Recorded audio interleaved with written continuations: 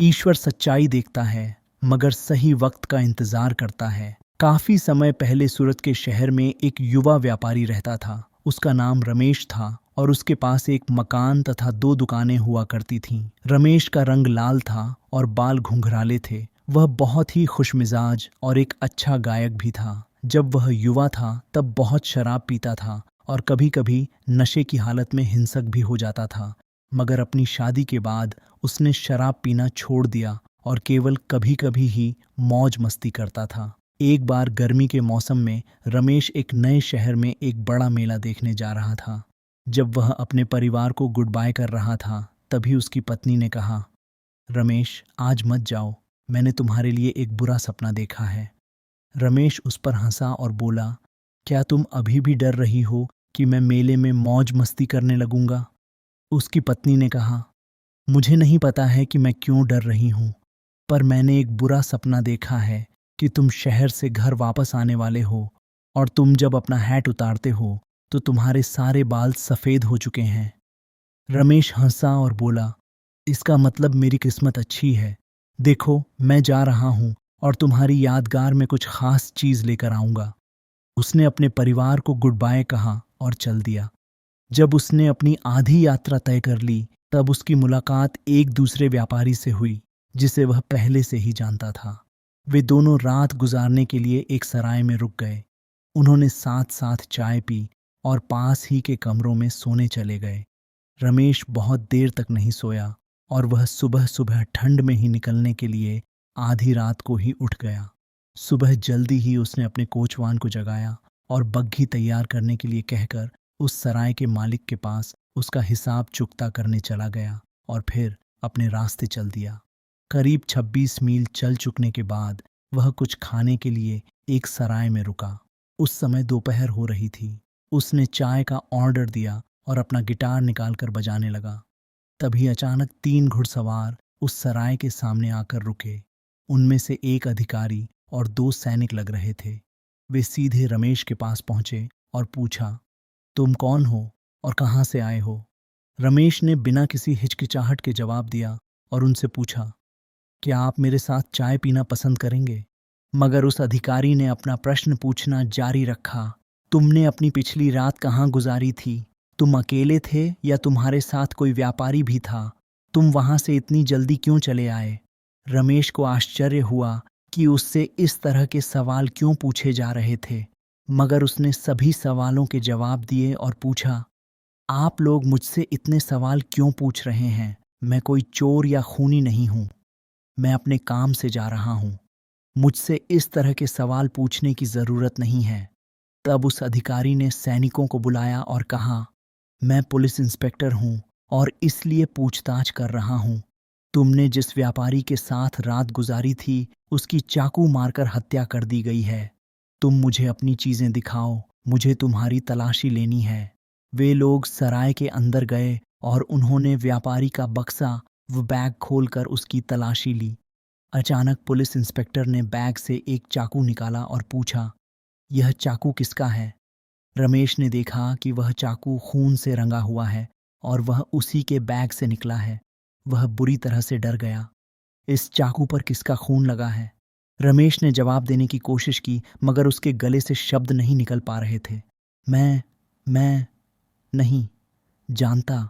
यह चाकू मेरा नहीं है।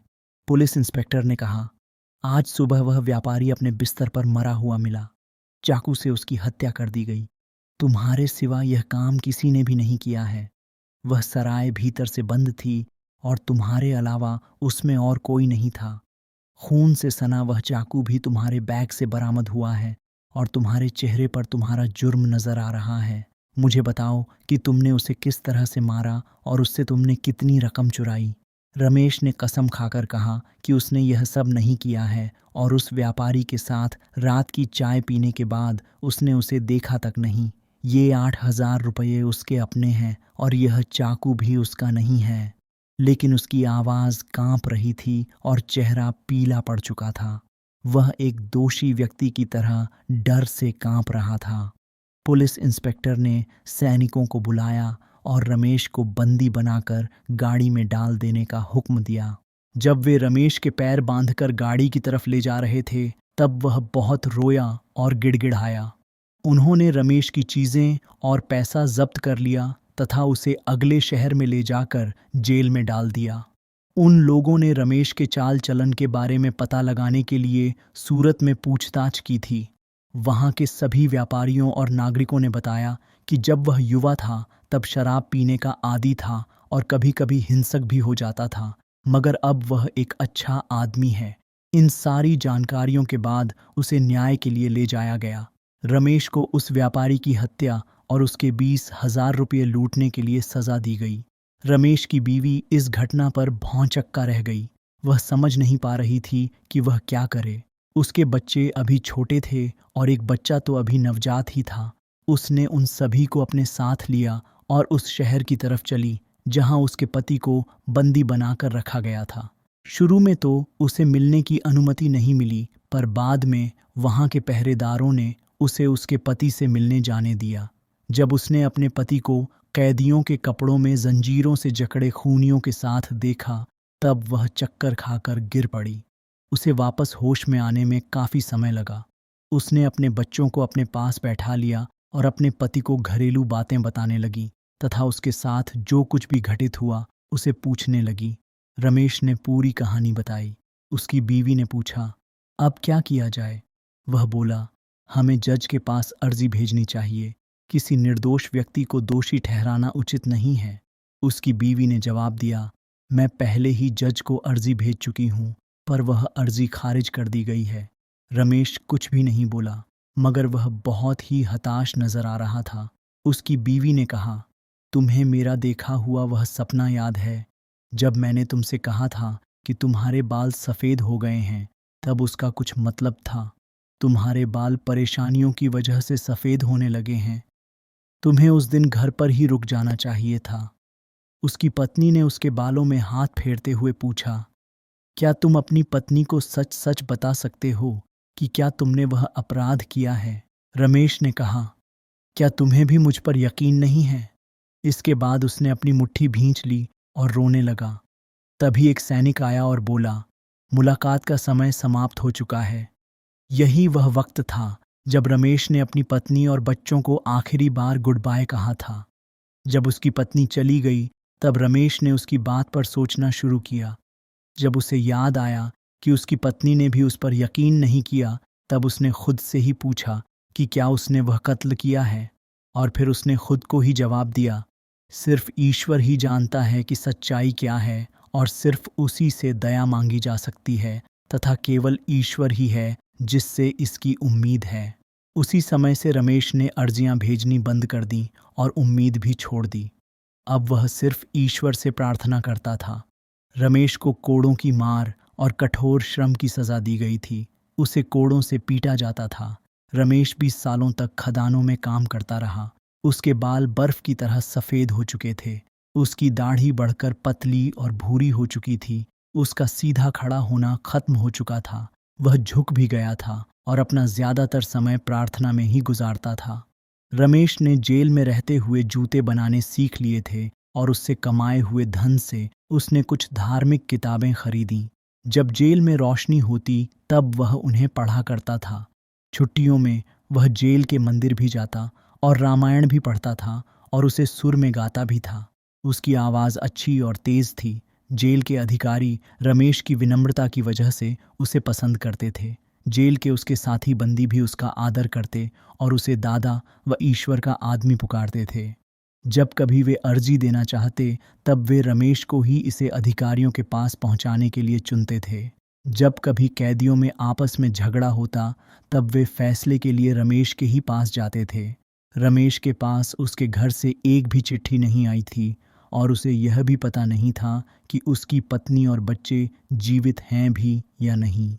एक बार कुछ नए कैदी जेल में आए। शाम को सभी पुराने कैदी नए आने वाले कैदियों के चारों तरफ बैठ गए और उनसे यह पूछना शुरू किया कि वे किस शहर या गांव से आए हैं और उनका अपराध क्या था। उस समय रमेश भी अपनी बेंच पर एक अजनबी के साथ सिर झुकाकर लोगों की बातें सुन रहा था। कैदियों में से एक काफी लंबा और तगड़ा था। उसकी उम्र भी तकरीबन 60 वर्ष के आसपास होगी।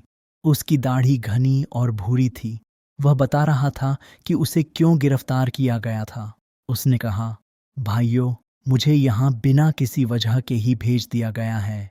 मैंने एक स्लेज गाड़ी से घोड़ा खोला ही था कि उन्होंने मुझे पकड़ लिया और कहा कि मैं उसे चुरा रहा था। मैंने उनसे कहा कि मैं थोड़ा तेज चलना चाहता था और इसीलिए मैंने घोड़े को चाबुक मारा था तथा इसका मालिक मेरा दोस्त है। उन लोगों ने कहा, नहीं, तुम इसे चुरा रहे थे। मैंने काफी समय पहले कुछ ऐसा काम किया था जिसके लिए उन्हें मुझे यहाँ पहले ही भेज देना चाहिए था, पर मैं उन्हें उस वक्त मिला ही नहीं। इस बार बिना न्याय किए ही मुझे यहाँ भेज दिया। मगर शिकायत करने से क्या फायदा, मैं पहले भी सूरत रह चुका हूँ। वे मुझे यहाँ बहुत देर तक नहीं रोक पाएंगे। कैदियों में से एक ने पूछा, तुम कहाँ से आए हो? मैं सूरत से आया हूँ। हम वहीं के नागरिक हैं। मेरा नाम मंगल है और मेरे पिता का नाम कमान है। रमेश ने अपना सिर ऊपर उठाया और पूछा, मंगल, मुझे बताओ कि क्या तुमने सूरत शहर में हीरा व्यापारियों के बारे में सुना है? क्या वे जीवित हैं? वाकई, मैंने उनके बारे में सुना है। वे बहुत धनी हैं, हालांकि उनके पिता सूरत में हैं। ऐसा लगता है वे भी हम जैसे पापियों में से एक होंगे। अब तुम बताओ दादा, तुम्हें यहाँ किस लिए भेजा गया है? रमेश अपनी बदकिस्मती के बारे में नहीं बताना चाहता था। वह शर्माया और बोला, 20 साल पहले मुझे मेरे पापों के लिए कठोर श्रम की सजा मिली थी। मंगल ने पूछा, मगर तुम्हारा अपराध क्या था? रमेश ने जवाब दिया, मैं इसी सजा के लायक था। उसने पूरा ब्यौरा नहीं बताया, मगर दूसरे कैदियों ने, जो यह जानते थे कि वह क्यों सूरत भेज दिया गया था, उन्होंने बताया कि किस तरह सड़क पर किसी ने एक व्यापारी की हत्या कर दी थी और चाकू रमेश के बैग में रख दिया और किस तरह उसे अन्यायपूर्वक दंडित किया गया था। जब मंगल ने यह सुना, तब उसने रमेश की तरफ देखा और अपने घुटनों पर हाथ मारकर बोला, अरे, यह तो कमाल हो गया। ये वाकई कमाल है। दादा, तुम तो बूढ़े हो गए। उन लोगों ने उससे पूछना शुरू कर दिया कि इसमें आश्चर्यजनक क्या है और उसने रमेश को कहाँ देखा था। लेकिन मंगल ने कोई जवाब नहीं दिया और दोहराया, कमाल हो गया। कितना आश्चर्यजनक है कि हमारी मुलाकात फिर से यहाँ हो रही है। जैसे ही उसने इन शब्दों को कहा, रमेश को महसूस हुआ कि शायद यह आदमी उस आदमी को जरूर जानता होगा जिसने उस व्यापारी का कत्ल किया था। वह बोला, मंगल, क्या तुमने इस अपराध के बारे में पहले भी सुना है या तुमने मुझे पहले भी कभी देखा है? हाँ, मैंने इसके बारे में सुना है। उस समय शहर में भारी भीड़ थी, मगर यह घटना काफी पहले हुई थी। अब मैं भूल भी गया हूँ कि मैंने क्या सुना था। रमेश ने पूछा, शायद तुमने सुना हो कि किसने उस व्यापारी की हत्या की थी। मंगल हंसा और बोला, उसी ने हत्या की होगी जिसके बैग में वह चाकू मिला था। यह तो किसी के लिए भी बिल्कुल नामुमकिन था कि वह तुम्हारे बैग में चाकू रख देता और यह करते हुए पकड़ा भी न जाता। वह चाकू तुम्हारे बैग में कैसे रख सकता था? क्या वह बैग तुम्हारे सिर के बिल्कुल पास नहीं रखा था? तुम उसकी आवाज सुन सकते थे, क्यों ऐसा नहीं है? जैसे ही रमेश ने इन शब्दों को सुना, वह समझ गया कि यही वह आदमी है जिसने उस व्यापारी की हत्या की थी। वह तुरंत खड़ा हुआ और चला गया। सारी रात वह सो नहीं सका। उसके मन में एक गहरा दुख उमड़ पड़ा और उसकी याददाश्त में पुरानी यादें फिर से ताज़ा हो गईं। उसे याद आ गया कि किस तरह से उसकी पत्नी पिछली बार उसके साथ मेले में गई थी। उसे ऐसा लगा कि वह जिंदा है और उसके बगल में खड़ी है तथा वह उसकी आंखें और चेहरा देख रहा था। उसे उसकी हंसी और उसके शब्द सुनाई पड़ रहे थे। फिर उसकी कल्पना उसे उसके बच्चों के पास ले गई, जहां उसका एक बेटा छोटे से फर के कोट में था और दूसरा बेटा अपनी माँ की छाती से चिपका हुआ था। उसने अपनी खुद की भी कल्पना की जिसमें वह जवान और खुश था। उसे याद आया कि वह किस तरह उस सराय की सीढ़ियों पर बैठा था और गिटार बजा रहा था। वह उस समय कितना खुश था। उसे वह जगह भी याद आ रही थी जहां उन्होंने उसे कोड़े मारे थे और वे कोड़े मारने वाले भी याद आ रहे थे। वह अपनी इस बढ़ी हुई उम्र, वे कैदी, जंजीरें और 26 सालों का जेल का जीवन भी याद कर रहा था। यह दुख इतना अधिक था कि रमेश अपना जीवन खत्म ही कर देना चाहता था। रमेश ने स्वयं से कहा, वह सब कुछ सिर्फ इस अपराधी की वजह से हुआ था। अब उसे मंगल पर इतना अधिक गुस्सा आ रहा था कि वह करीब करीब अपना आपा खो बैठा और बदला लेने की चाहत से पागल सा हो गया। उसने रात भर बार बार प्रार्थना की मगर स्वयं को शांत न कर सका। जब दिन निकला तब वह मंगल के पास से गुजरा और उसकी तरफ देखा भी नहीं। इस तरह 2 हफ्ते बीत गए। रमेश रात भर सो नहीं पाता था और इस दुख ने उसे इस तरह जकड़ लिया था कि वह समझ नहीं पा रहा था कि क्या करे। एक बार रात को जब वह कहीं जा रहा था कि तभी उसने अपने सोने वाली पत्थर की बेंच के नीचे कुछ मिट्टी निकली देखी। वह उसे देखने के लिए रुक गया कि तभी अचानक उस बेंच के नीचे से रेंगकर मंगल बाहर निकला और घबराकर रमेश की तरफ देखने लगा। रमेश उसकी तरफ देखे बिना ही जाने वाला था कि तभी मंगल ने उसकी बांह पकड़ ली और बताने लगा कि किस तरह से उसने दीवार के नीचे सुरंग बनाई है और किस तरह वह जूतों में मिट्टी भरकर रोजाना बाहर जाते समय सड़कों पर फेंक देता है। वह बोला, बूढ़े आदमी, यदि तुम चुप रहोगे तो मैं तुम्हें भी साथ ले चलूंगा, मगर यदि तुम मेरे बारे में बता दोगे तब वे मुझे कोड़े से मारेंगे। इसके बाद मैं तुम्हारे साथ बहुत बुरा सलूक करूंगा और तुम्हें मार डालूंगा। रमेश ने उस आदमी की तरफ देखा जिसने उसे बर्बाद कर दिया था और गुस्से से कांपने लगा तथा अपनी बांह छुड़ाते हुए बोला, मुझे भागने की जरूरत नहीं है और मेरी हत्या करके तुम मेरा कोई नुकसान नहीं कर सकते हो। तुमने तो मुझे बहुत पहले ही मार डाला था, लेकिन मैं तुम्हारे बारे में बताऊं या न बताऊं, मैं वही करूंगा जो ईश्वर मुझसे करने के लिए कहेगा।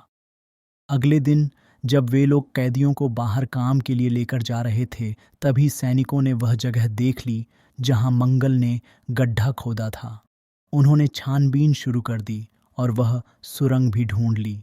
जेल का मुखिया आया और उसने प्रत्येक कैदी से पूछा, किसने यह सुरंग खोदी है? सभी ने मना कर दिया और जो लोग जानते भी थे उन्होंने मंगल का नाम नहीं लिया क्योंकि उन्हें पता था कि उसे सैनिक कोड़ों से मारकर अधमरा कर देंगे।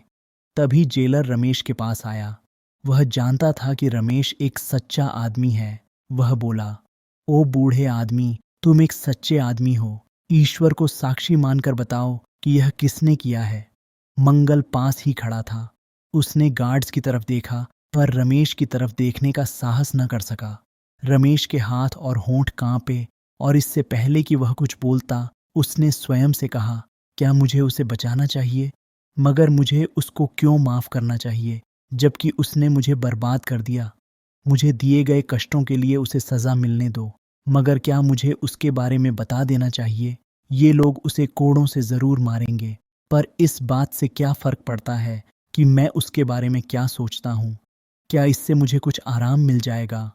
एक बार फिर जेलर ने पूछा, ओ बुजुर्ग आदमी, सच्चाई बताओ, किसने सुरंग खोदी है?